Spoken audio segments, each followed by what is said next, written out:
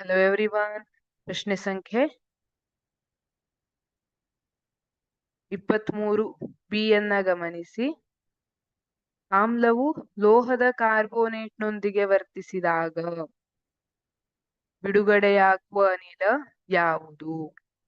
ಆಮ್ಲವು ಲೋಹದ ಕಾರ್ಬೋನೇಟ್ ಮತ್ತೆ hydrogen carbonate ಜೊತೆ ವರ್ತಿಸಿದಾಗ ಏನೇನನ್ನ ಬಿಡುಗಡೆ ಮಾಡುತ್ತೆ ಅಂದ್ರೆ ಕರೆಸ್ಪಾಂಡಿಂಗ್ ಸಾಲ್ಟ್, ಲವಣ ಮತ್ತೆ ಕಾರ್ಬನ್ ಡೈಆಕ್ಸೈಡ್ ಮತ್ತೆ ನೀರನ್ನ ಉಂಟು ಮಾಡುತ್ತೆ.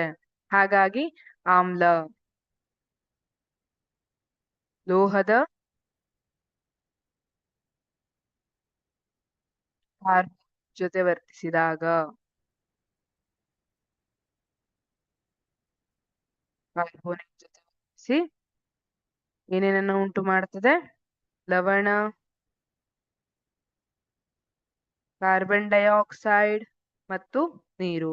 ಹಾಗಿದ್ರೆ ಇಲ್ಲಿ ಅನಿಲ ಯಾವ್ದು ಸಿಕ್ತು ನಮಗೆ? ಕಾರ್ಬನ್ ಡೈಆಕ್ಸೈಡ್ ಅನಿಲ ಸಿಕ್ಕಿದೆ ಅಲ್ವಾ?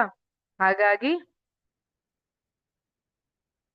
ಕಾರ್ಬನ್ ಡೈಆಕ್ಸೈಡ್ ಅನಿಲವನ್ನ ಬಿಡುಗಡೆ ಮಾಡುತ್ತೆ ಅಂತ ಹೇಳ್ತೀವಿ.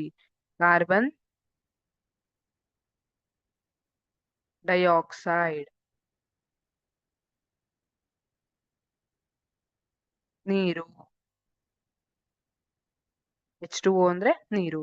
ಈಗ ಕಾರ್ಬನ್ ಡೈಆಕ್ಸೈಡ್ ಉಂಟಾಗಿದೆ ಅಂತ ನಮಗೆ ಹೇಗೆ ಗೊತ್ತಾಗುತ್ತೆ ಅಂತ ನೋಡಿದ್ರೆ, ಇದನ್ನ ಸುಣ್ಣದ ತಿಳಿನೀರಿನ ಮೇಲೆ ಹಾಯಿಸಿದಾಗ, ಈಗ ಆಮ್ಲವನ್ನ ಲೋಹದ ಕಾರ್ಬೋನೇಟ್ ಜೊತೆ ವರ್ತಿಸುವಂತೆ ಮಾಡ್ತಾರೆ. ಅದನ್ನ ಸುಣ್ಣದ